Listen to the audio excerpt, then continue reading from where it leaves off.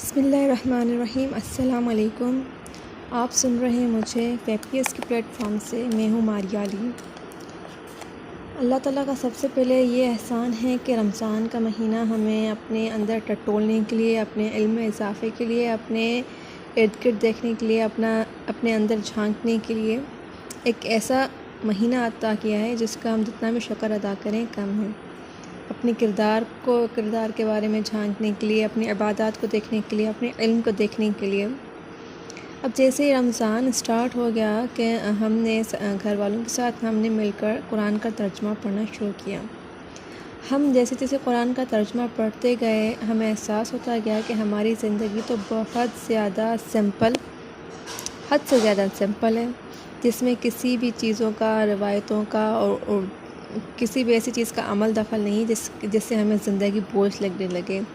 یہ سارا بوجھ تو ہماری خواہشوں کا اور ہماری رسموں کا اور اس دنیا کا، اس معاشرے کا، اور سب سے زیادہ لوگ کیا کہیں گے کا ہے۔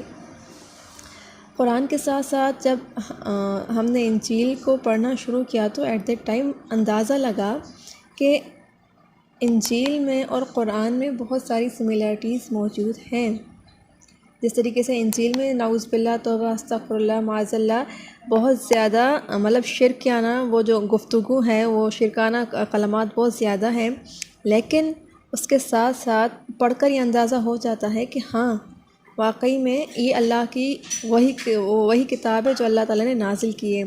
بہت سی رد و بدل کی گئی ہیں، وہ جو رد و بدل کی جو باتیں ہیں نا، وہ بالکل کٹ اینڈ کلیئر ہیں۔ جو کفر اور جو شرک اس میں ایڈ کیا گیا ہے وہ بھی موجود ہے، لیکن اس کے ساتھ ساتھ وہ احکامات بھی جو اس وقت عیسیٰ علیہ السلام کو اللہ تعالیٰ نے دیے وہ بھی موجود ہیں۔ تو ہم سملیرٹیز کو دیکھتے ہیں کہ پیج نمبر 10 پر کچھ سملیرٹیز ہمیں قرآن کے ساتھ ملی، میں آپ سے شیئر کرتی ہوں۔ جس طریقے سے اللہ تعالیٰ نے روزوں کے بارے میں قرآن میں ذکر کیا ہے کہ تم سے پہلے بھی قوموں پر جو روزے ہیں وہ فرض کیے گئے تھے، اور انجیل میں اللہ تعالیٰ نے کیا کہا، اور جب تم روزہ رکھو تو ریاکاروں کی طرح اپنی صورت اداس نہ بناؤ، کیونکہ وہ اپنا منہ بگاڑتے ہیں تاکہ لوگ ان کو روزہ دار جانیں۔ یہ جب میں اللہ تعالیٰ نے انجیل میں کہہ دیا کہ ایسی صورت نہ بناؤ کہ بس لوگ جانے کہ تم روزہ دار ہو، اس طریقے سے منہ بگاڑ کے نہ چلو۔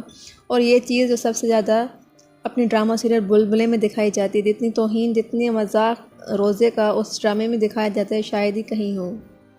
آگے چلیں، اللہ تعالیٰ نے آپ صلی اللہ علیہ وسلم نے بھی فرمایا کہ جو نظر ہیں وہ شیطان کی تیر میں سے ایک تیر ہے، اور سورہ نور میں اللہ تعالیٰ نے فرمایا کہ مومن مرد ہو کہ عورتیں اپنی نگاہیں نیچے رکھو، نگاہ درست تو انسان درست۔ اللہ تعالیٰ نے پیج نمبر 10 پر اللہ تعالیٰ نے انجیل میں عیسیٰ علیہ السلام کو حکم دیا، بدن کا چراغ آنکھ ہے، بس اگر آنکھ درست ہو تمہارا سارا بدن روشن، اگر آنکھ خراب تو سارا بدن تاریک، بس اگر وہ روشنی تجھ میں ہے تاریک ہو تو تاریکی کیسی بڑی ہوگی۔ وہ جو اگر ہم اپنی آنکھ کا غلط استعمال کرنے لگے تو ظاہری بات ہے جو ساری جو چیزیں جو برائی ہیں وہ ہماری آنکھوں سے شروع ہوتی ہے۔ اگر آنکھ درست تو سارا بدن درست۔ نیکسٹ، اللہ تعالیٰ بار بار ہمیں کہتے ہیں قرآن مجید میں بھی کہ آپ اپنے رزق کے لیے اتنے پریشان نہ ہو، اتنا نہ ہو کہ پورا آپ دنیا میں ہی مگن ہو جائیں اور اپنے کھانے پینے، پہننے میں، اوڑھنے میں اپنی ساری زندگی بسر کریں۔ جس طریقے سے سورہ کہف میں فرمایا کہ مال اور بیٹے جو ہیں وہ ساری دنیا کی زینت ہے، یہ ساری چیزیں دنیا میں رہ کر جائیں گی۔ اللہ تعالیٰ نے انجیل میں اس سے ملتی جلتی بات کی، تم میں سے ایسا کون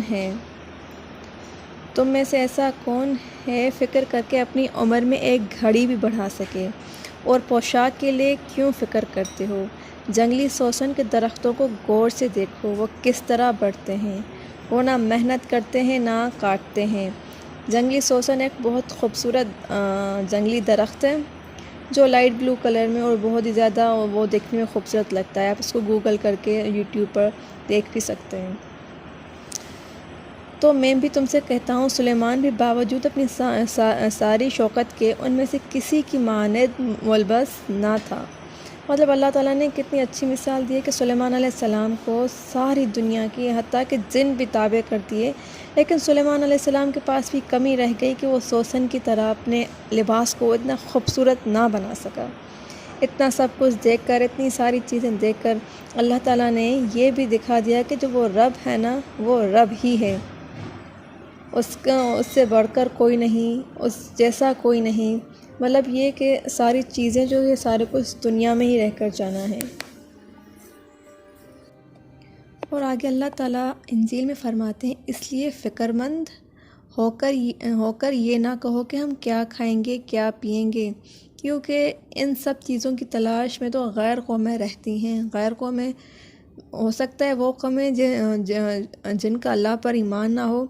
اس کا مطلب یہ نہیں کہ ہمیں رزق کے لیے مطلب تلاش نہیں کرنی۔ اس کا مطلب یہ ہے کہ ہم جس طریقے سے آج ہمارے پاس اگر 5 جوڑے ہوں گے، کپڑوں کے 5 سوٹ ہیں، تو ہم ان سے اچھی طریقے سے گزارا کر سکتے، لیکن نہیں، ہم چاہیں گے نہیں فلاں نے ایسا بنایا، مجھے بھی ایسا بنانا ہے۔